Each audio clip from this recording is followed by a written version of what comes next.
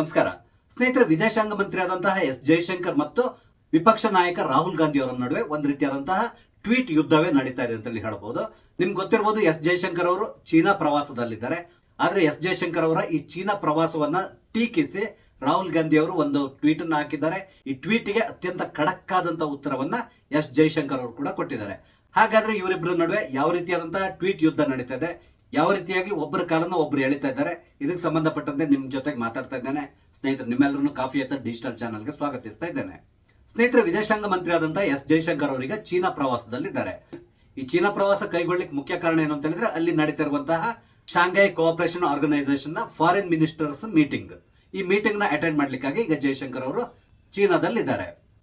ಇದೇ ಸಂದರ್ಭದಲ್ಲಿ ಎಸ್ ಜೈಶಂಕರ್ ಅವರು ಚೀನಾದ ಅಧ್ಯಕ್ಷರನ್ನ ಭೇಟಿ ಮಾಡಿ ಮಾತುಕತೆಯನ್ನು ಕೂಡ ನಡೆಸಿದ್ರು. ನಿಮ್ಗೆ ಗೊತ್ತಿದೆ, ಆಪರೇಷನ್ ಸಿಂಧೂರ ಸಂದರ್ಭದಲ್ಲಿ ಚೀನಾ ಸಂಪೂರ್ಣವಾಗಿ ಪಾಕಿಸ್ತಾನಕ್ಕೆ ಸಪೋರ್ಟ್ ಮಾಡ್ತು. ಇದರಿಂದಾಗಿ ಚೀನಾ ಮತ್ತು ಭಾರತದ ನಡುವೆ ಕೆಲವೊಂದು ಭಿನ್ನಾಭಿಪ್ರಾಯಗಳಿದೆ. ಈ ಭಿನ್ನಾಭಿಪ್ರಾಯಗಳನ್ನು ಸರಿ ಮಾಡಿಕೊಳ್ಳುವ ನಿಟ್ಟಿನಲ್ಲಿ ಎರಡು ದೇಶದವರಿಗೆ ಪ್ರಯತ್ನಿಸ್ತಾ ಇದ್ದಾರೆ. ಅದರ ಮುಂದುವರಿದ ಭಾಗವಾಗಿ ಈಗ ಜೈಶಂಕರ್ ಅವರು ಚೀನಾದ ಅಧ್ಯಕ್ಷರ ಜೊತೆಗೆ ಮಾತುಕತೆಗಳನ್ನು ನಡೆಸಿದ್ದಾರೆ. ರಾಹುಲ್ ಗಾಂಧಿ ಅವರು ಒಂದು ಟ್ವೀಟ್ ಅನ್ನ ಮಾಡಿ ಜೈಶಂಕರ್ ಅವರ ಈ ಭೇಟಿಯನ್ನ ಟೀಕೆ ಮಾಡಿದ್ದಾರೆ. ಅವ್ರು ಏನ್ ಹೇಳ್ತಾ ಇದ್ದಾರೆ ಅಂತ ಹೇಳಿದ್ರೆ, ಮುಂದಿನ ದಿನಗಳಲ್ಲಿ ಚೀನಾದ ವಿದೇಶಾಂಗ ಮಂತ್ರಿ ಭಾರತಕ್ಕೆ ಬಂದು ಮೋದಿ ಅವರನ್ನ ಭೇಟಿ ಮಾಡಿ ಚೀನಾ ಮತ್ತು ಭಾರತದ ನಡುವಿನ ಇತ್ತೀಚಿನ ಬೆಳವಣಿಗೆಗಳ ಬಗ್ಗೆ ವಿವರಿಸ್ತಾರೆ ಅಥವಾ ಅದನ್ನ ಹೊಗಳುತ್ತಾರೆ ಅಂತಕೊಂಡು ಹೇಳಿದ್ದಾರೆ. ಹಾಗೇನೆ ಎಸ್ ಜೈಶಂಕರ್ ಅವರು ಪೂರ್ಣ ಪ್ರಮಾಣದ ಸರ್ಕಸ್ ನ ಮಾಡ್ತಾ ಇದ್ದಾರೆ. ಜೈಶಂಕರ್ ಅವರ ಸ್ವಭಾವ ನಿಮ್ಗೆ ತುಂಬಾ ಚೆನ್ನಾಗಿ ಗೊತ್ತಿದೆ, ಯಾಕಂದ್ರೆ ಅವರೊಬ್ಬ ರಾಜಕಾರಣಿ ಅಲ್ಲ. ಅದಕ್ಕೆ ಬದಲಾಗಿ ವಿದೇಶಾಂಗ ಇಲಾಖೆಯಲ್ಲಿ ಅವರು ಕೆಲಸ ಮಾಡ್ತಾ ಇದ್ದವರು. ಅವರಿಗೆ ಸುಮಾರು ಒಂದು 30ರಿಂದ 40 ವರ್ಷದವರೆಗೆ ವಿದೇಶಾಂಗ ಇಲಾಖೆಯಲ್ಲಿ ಕೆಲಸ ಮಾಡಿದಂತ ಅನುಭವ ಇರುವಂತಹ ಓರ್ವ ಮುತ್ಸದ್ದಿ. ಇವರಿಗೆ ಯಾವುದೇ ರೀತಿಯಾದಂತಹ ರಾಜಕೀಯ ಆಕಾಂಕ್ಷೆ ಏನು ಕೂಡ ಇಲ್ಲ. ಆದ್ರೆ ಮೋದಿ ಅವರು ಇವರನ್ನ ಗುರುತಿಸಿ ತಮ್ಮ ಕ್ಯಾಬಿನೆಟ್ ಸೇರಿಸಿಕೊಂಡಿರುವಂತಹದ್ದು. ಆದ್ರಿಂದಾಗಿ ಎಸ್ ಜೈಶಂಕರ್ ಅವರು ಸಾಮಾನ್ಯವಾಗಿ ಈ ರೀತಿಯಾದಂತಹ ಟೀಕೆಗಳೆಲ್ಲ ಬರ್ತದಲ್ಲ, ಅದು ಯಾವುದಕ್ಕೂ ಕೂಡ ಅವರು ಉತ್ತರ ಕೊಡ್ಲಿಕ್ಕೆ ಹೋಗಲ್ಲ, ಎಲ್ಲಿಯೂ ಕೂಡ ಅವ್ರು ವಾದ ಮಾಡ್ಲಿಕ್ಕೆ ನಿಲ್ಲೋದಿಲ್ಲ. ಕಾರಣ ಏನಂತ ಹೇಳಿದ್ರೆ, ಅವ್ರಿಗೆ ಯಾವುದೇ ರೀತಿಯಾದಂತಹ ರಾಜಕೀಯ ಆಕಾಂಕ್ಷೆಗಳಿಲ್ಲ. ಮುಂದಿನ ದಿನಗಳಲ್ಲಿ ತಾನು ರಾಜಕೀಯದಲ್ಲಿ ಬೆಳಿಬೇಕು, ಈ ರೀತಿಯಾದಂತಹ ಯಾವುದೇ ಆಸೆ ಇಲ್ಲದೆ ಇರುವಂತಹ ವ್ಯಕ್ತಿ ಈ ಎಸ್ ಜೈಶಂಕರ್ ಅವರು. ಆದ್ರಿಂದ ಎಸ್ ಜೈಶಂಕರ್ ಅವರು ಈ ರೀತಿಯಾದಂತಹ ಹಲವಾರು ಟೀಕೆಗಳು ಬಂದಿದೆ, ಅದು ಯಾವುದಕ್ಕೂ ಕೂಡ ಅವರು ಉತ್ತರ ಕೊಡ್ಲಿಕ್ಕೆ ಹೋಗಲ್ಲ. ಬಟ್ ಅದಕ್ಕೆ ಬದಲಾಗಿ ಸೈಲೆಂಟ್ ಆಗಿ ಇರ್ತಾರೆ. ಆದ್ರೆ ರಾಹುಲ್ ಗಾಂಧಿ ಅವರ ಈ ಒಂದು ಟ್ವೀಟ್ಗೆ ಅವರು ಕೂಡ ಖಡಕ್ ಆದಂತಹ ಉತ್ತರವನ್ನ ಕೊಟ್ಟಿದ್ದಾರೆ. ಎಸ್ ಜೈಶಂಕರ್ ಅವರು ರಾಹುಲ್ ಗಾಂಧಿ ಅವರಿಗೆ ಏನ್ ಹೇಳಿದ್ದಾರೆ ಅಂತ ಹೇಳಿದ್ರೆ, ನನಗೆ ನೀವು ವಿದೇಶಾಂಗ ನೀತಿಯ ಬಗ್ಗೆ ಪಾಠ ಮಾಡಬೇಕಾಗಿಲ್ಲ, ನನಗೆ ಬಹಳಷ್ಟು ಅನುಭವ ಇದೆ, ನಾನು ಆ ಅನುಭವದ ಮೇಲೆನೆ ಕೆಲಸ ಮಾಡ್ತಾ ಇರುವಂತವನು. ನಾನು ಚೀನಾಕ್ಕೆ ಭೇಟಿ ಕೊಟ್ಟಿರೋದು ವಿದೇಶಾಂಗ ಮಂತ್ರಿಯಾಗಿ. ಆದ್ರೆ ನೀವು ಕಾಂಗ್ರೆಸ್ ನಲ್ಲಿ ಯೂತ್ ವಿಂಗ್ ನ ಪ್ರೆಸಿಡೆಂಟ್ ಆಗಿದ್ದಾಗ ಚೀನಾಕ್ಕೆ ಭೇಟಿ ಕೊಟ್ಟು ಚೀನಾ ಸರ್ಕಾರದೊಂದಿಗೆ ಏನೋ ಒಂದು ಅಗ್ರಿಮೆಂಟ್ ನ ಮಾಡ್ಕೊಂಡಿದ್ದೀರಾ, ಏನೋ ಒಂದು ಒಪ್ಪಂದಕ್ಕೆ ಸಹಿ ಹಾಕಿದ್ದೀರಾ. ಆದ್ರೆ ಆ ಒಪ್ಪಂದ ಏನು ಅಂತ ಹೇಳ್ಕೊಂಡು ಇಲ್ಲಿವರೆಗೂ ಕೂಡ ನೀವು ಎಲ್ಲಿಯೂ ಹೇಳಲಿಲ್ಲ. ಕೇವಲ ಕಾಂಗ್ರೆಸ್ ಪಕ್ಷದ ಯೂತ್ ವಿಂಗ್ ನ ಅಧ್ಯಕ್ಷರಾಗಿ ನೀವು ಚೀನಾಕ್ಕೆ ಭೇಟಿ ಕೊಡಬಹುದಾದ್ರೆ ನಾನು ಯಾಕೆ ಚೀನಾಕ್ಕೆ ಭೇಟಿ ಕೊಡಬಾರದು? ಹಾಗಾಗಿ ನೀವು ನನಗೆ ವಿದೇಶಾಂಗ ನೀತಿಯ ಬಗ್ಗೆ ಪಾಠ ಮಾಡಬೇಕಾಗಿಲ್ಲ, ನನಗೆ ತುಂಬಾ ಚೆನ್ನಾಗಿ ಗೊತ್ತಿದೆ ಅಂತಕೊಂಡು ನೇರವಾಗಿ ರಾಹುಲ್ ಗಾಂಧಿಗೆ ಉತ್ತರ ಕೊಟ್ಟುಬಿಟ್ಟಿದ್ದಾರೆ. ಇಲ್ಲಿ ರಾಹುಲ್ ಗಾಂಧಿ ಅವರಿಗೆ ಎಸ್ ಜೈಶಂಕರ್ ಅವರ ಚೀನಾ ಭೇಟಿ ಬಗ್ಗೆ ಇಷ್ಟೊಂದು ಕುತೂಹಲ ಯಾಕೆ, ಈ ರೀತಿಯಾಗಿ ಯಾಕೆ ಅವರು ಕೆಣಕ್ತಾ ಇದ್ದಾರೆ, ಇದು ಕೂಡ ಒಂದು ರೀತಿ ಆಶ್ಚರ್ಯಕರವಾಗಿದೆ. ನಿಮ್ಗೆ ಗೊತ್ತಿರಬಹುದು, ಚೀನಾದ ಬಗ್ಗೆ ರಾಹುಲ್ ಗಾಂಧಿಗೆ ಇರುವಂತಹ ಪ್ರೀತಿ. ಅವರು ಈ ಹಿಂದೆ ಪಾರ್ಲಿಮೆಂಟ್ ನಲ್ಲಿ ನಿಂತ್ಕೊಂಡು ಮಾಡಿರುವಂತಹ ಒಂದು ಭಾಷಣದಲ್ಲಿ ಕೂಡ ನೀವು ನೋಡಿದ್ದೀರಾ, ಚೀನಾವನ್ನ ಎಷ್ಟು ಹೊಗಳ್ತಾ ಇದ್ರು. ಚೀನಾ ಮತ್ತು ಭಾರತವನ್ನ ಕಂಪೇರ್ ಮಾಡ್ಕೊಂಡು ಮಾತಾಡಿರುವಂತಹದ್ದು. ಯಾವುದೋ ಒಂದು ಮೊಬೈಲ್ ನ ತೋರಿಸ್ಕೊಂಡು ಅವ್ರು ಹೇಳ್ತಾ ಇದ್ರು, ಈ ಮೊಬೈಲ್ ನಲ್ಲಿ ಇರುವಂತಹ ಪ್ರತಿಯೊಂದು ಪಾರ್ಟ್ಸ್ ಕೂಡ ಚೀನಾ ಮೇಕ್ ಆಗಿದೆ, ಅದನ್ನ ಕೇವಲ ನಾವು ಇಲ್ಲಿ ಅಸೆಂಬಲ್ ಮಾಡ್ತಾ ಇದ್ದೇವೆ ಅಂತಕೊಂಡು ಹೇಳಿದ್ದಾರೆ. ಹಾಗೇನೆ ಚೀನಾದ ಟೆಕ್ನಾಲಜಿ ಆಗಿದೆ, ಚೀನಾದ ಟೆಕ್ನಾಲಜಿ ಹೀಗಿದೆ, ಚೀನಾ ಆ ರೀತಿ ಡೆವಲಪ್ ಆಗಿದೆ, ಚೀನಾ ಈ ರೀತಿ ಡೆವಲಪ್ ಆಗಿದೆ. ಅದೇ ರೀತಿಯಲ್ಲಿ ಬೇರೆ ಒಂದು ಸಂದರ್ಭದಲ್ಲಿ ಚೀನಾ ಮ್ಯಾನುಫ್ಯಾಕ್ಚರ್ ಮಾಡಿರುವಂತಹ ಒಂದು ಡ್ರೋನ್ ಅನ್ನು ತೋರಿಸ್ಕೊಂಡು ಚೀನಾ ಈ ರೀತಿಯಾದಂತಹ ಡ್ರೋನ್ ಗಳನ್ನ ತಯಾರಿ ಮಾಡ್ತಾ ಇದೆ, ಭಾರತ ಏನು ಮಾಡ್ತಾ ಇಲ್ಲ ಅಂತಕೊಂಡು ಕೂಡ ಹೇಳಿದ್ದಾರೆ. ಈ ವಿಡಿಯೋನ ನೋಡ್ಕೊಂಡು ಬಹಳಷ್ಟು ಜನ ರಾಹುಲ್ ಗಾಂಧಿ ಅವರು ಉತ್ತರ ಕೊಟ್ಟರು. ನಿಮ್ಗಿನ್ನೂ ಸರಿಯಾದಂತಹ ಮಾಹಿತಿ ಇಲ್ಲ ಅನ್ಸ್ತದೆ. ಭಾರತದಲ್ಲಿ ಬಹಳಷ್ಟು ಕಂಪನಿಗಳು ಈಗ ಡ್ರೋನ್ ನ ತಯಾರಿಯಲ್ಲಿ ನಿರತವಾಗಿದೆ, ಇದನ್ನ ಮೊದಲು ತಿಳ್ಕೊಂಡು ಕೊನೆಗೆ ಚೀನಾದ ಡ್ರೋನ್ ಬಗ್ಗೆ ಮಾತಾಡಿ ಅಂತ ಹೇಳ್ಕೊಂಡು ಬಹಳಷ್ಟು ಜನ ಅವರಿಗೆ ಉತ್ತರವನ್ನು ಕೊಟ್ಟಿದ್ರು. ಅಂದ್ರೆ ಇಲ್ಲಿ ನಿಮ್ಗೆ ಒಂದಂತೂ ಅರ್ಥ ಆಗ್ತದೆ, ರಾಹುಲ್ ಗಾಂಧಿ ಅವರಿಗೆ ಚೀನಾದ ಮೇಲೆ ಇರುವಂತಹ ಪ್ರೀತಿ. ಚೀನಾ ಡೆವಲಪ್ ಆಗಿದೆ, ಟೆಕ್ನಾಲಜಿಯಲ್ಲಿ ಮುಂದಿದ್ದಾರೆ, ಎಲ್ಲೋದು ಹೌದು. ಆದ್ರೆ ಚೀನಾದಲ್ಲಿ ನಮ್ಮ ದೇಶದಲ್ಲಿ ಇದ್ದಂತಹ ಪ್ರಜಾಪ್ರಭುತ್ವ ಇದೆಯಾ? ಖಂಡಿತವಾಗಿ ಇಲ್ಲ. ಅಲ್ಲಿ ಚೀನಾ ಸರ್ಕಾರ ಏನ್ ನಿರ್ಧಾರ ತಗೊಳ್ತದೋ ಅದನ್ನ ಅವ್ರು ಇಂಪ್ಲಿಮೆಂಟ್ ಮಾಡ್ತಾರೆ.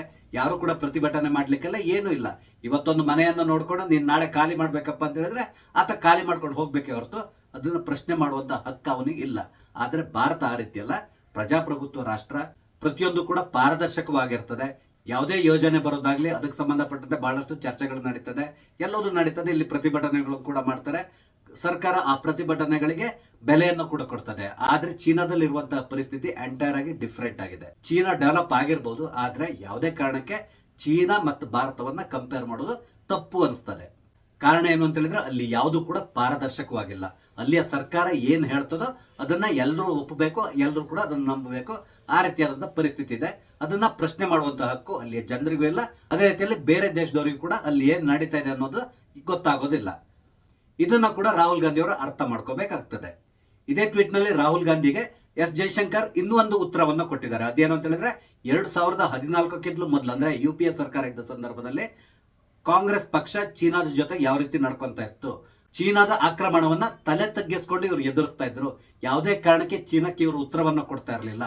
ಆದ್ರೆ 2014ರ ನಂತರ ನಾವು ಚೀನಾಕ್ಕೆ ತಕ್ಕ ಉತ್ತರವನ್ನು ಕೊಡ್ಲಿ ಪ್ರಾರಂಭ ಮಾಡಿದ್ದೇವೆ.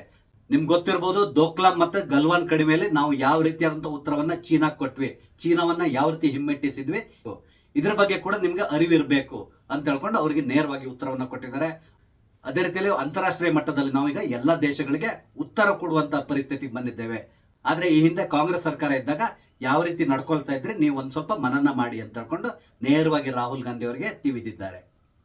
ಇಲ್ಲಿ ಒಂದು ವಿಷಯವನ್ನ ನೀವು ಗಮನಿಸಿರ್ತೀರ, ಅದೇನು ಅಂತ ಹೇಳಿದ್ರೆ ಎಸ್ ಜೈಶಂಕರ್ ಅವ್ರಕ್ಕಿಂತ ಮೊದಲು ಬಹಳಷ್ಟು ಫಾರಿನ್ ಮಿನಿಸ್ಟರ್ಸ್ ನಾವು ನೋಡಿದ್ದೇವೆ.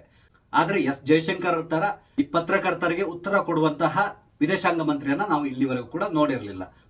ಯುರೋಪಿಯನ್ ಯೂನಿಯನ್ ಇರ್ಬೋದು ಅಥವಾ ಅಮೆರಿಕದವರು ಇರ್ಬೋದು, ಅಲ್ಲಿಯ ಪತ್ರಕರ್ತರು ಎಸ್ ಜೈಶಂಕರ್ ಅವರಿಗೆ ಕೆಲವೊಮ್ಮೆ ಪ್ರಶ್ನೆ ಕೇಳಿದಾಗ ಅವ್ರು ಕೊಟ್ಟಂತ ಉತ್ತರಗಳನ್ನು ಕೂಡ ನಾವು ನೋಡಿದ್ದೇವೆ. ಅವರು ನೇರವಾಗಿ ಹೇಳ್ತಾರೆ, ನಮ್ಮ ದೇಶದ ಹಿತಾಸಕ್ತಿಗಾಗಿ ನಾವು ಕೆಲಸ ಮಾಡ್ತೇವೆ ಹೊರತು ಬೇರೆಯವ್ರ ಬಗ್ಗೆ ನಾವು ತಲೆ ಕೆಡಿಸ್ಕೊಳ್ಳಲ್ಲ. ನಾವು ಯಾರ ಜೊತೆ ಒಪ್ಪಂದ ಮಾಡ್ಕೋಬೇಕು, ಯಾರ ಜೊತೆ ವ್ಯವಹಾರ ಮಾಡಬೇಕು, ಇದೆಲ್ಲವೂ ನಾವು ನಿರ್ಧಾರ ಮಾಡ್ತೇವೆ. ಅದಕ್ಕೆ ಬದಲಾಗಿ ಪಶ್ಚಿಮದ ದೇಶಗಳು ಅಥವಾ ಅಮೆರಿಕ ನಿರ್ಧಾರ ಮಾಡುವಾಗಿಲ್ಲ. ಇದು ನಮ್ಮ ನಿರ್ಧಾರ. ನಮ್ಗೆ ಯಾವ್ದು ಸರಿ ಅನ್ಸ್ತದೋ, ನಮ್ಗೆ ಯಾವ್ದು ಲಾಭದಾಯಕ ಅನ್ಸ್ತದೋ ಅದನ್ನ ಮಾತ್ರ ನಾವು ಮಾಡ್ತೇವೆ ಹೊರತು ಬೇರೆಯವರ ಬೆದರಿಕೆಗೆ ನಾವು ಸೊಪ್ಪು ಹಾಕೋಲ್ಲ. ಭಾರತ ಬದಲಾಗಿದೆ ಅಂತ ಹೇಳ್ಕೊಂಡು ನೇರವಾಗಿ ಉತ್ತರವನ್ನ ಕೊಡ್ತಾ ಇದ್ದಾರೆ. ಇದನ್ನು ಕೂಡ ರಾಹುಲ್ ಗಾಂಧಿ ಅವರು ಗಮನಿಸಿರಬಹುದು ಅನ್ಸ್ತದೆ. ಇಲ್ಲಿ ರಾಹುಲ್ ಗಾಂಧಿ ಅವರು ಅನಾವಶ್ಯಕವಾಗಿ ಎಸ್ ಜೈಶಂಕರ್ ಅವ್ರನ್ನ ಕೆಣಕ್ಲಿಕ್ಕೆ ಹೋಗಿ ಕಪಾಳ ಮೋಕ್ಷ ಮಾಡ್ಕೊಂಡಿದ್ದಾರೆ ಅಂತ ಕೊಂಡೇ ಹೇಳ್ಬಹುದು. ಇದು ರಾಹುಲ್ ಗಾಂಧಿಗೆ ಏನು ಹೊಸ್ತಲ್ಲ, ಆದ್ರೆ ಇದು ಲೇಟೆಸ್ಟ್ ಆಗಿರುವಂತಹ ಕಪಾಳ ಮೋಕ್ಷ. ಸ್ನೇಹಿತರೆ, ಈ ವಿಷಯಕ್ಕೆ ಸಂಬಂಧಪಟ್ಟಂತೆ ನಿಮ್ಮ ಅನಿಸಿಕೆಗಳನ್ನು ದಯವಿಟ್ಟು ಕಮೆಂಟ್ ಮುಖಾಂತರ ತಿಳಿಸಿ. ಹಾಗೆ ಈ ವಿಡಿಯೋನ ಲೈಕ್ ಮಾಡಿ, ಶೇರ್ ಮಾಡಿ. ದಯವಿಟ್ಟು ನನ್ನ ಚಾನಲ್ ಸಬ್ಸ್ಕ್ರೈಬ್ ಮಾಡಿ. ನಮಸ್ತೆ, ಜೈ ಹಿಂದ್.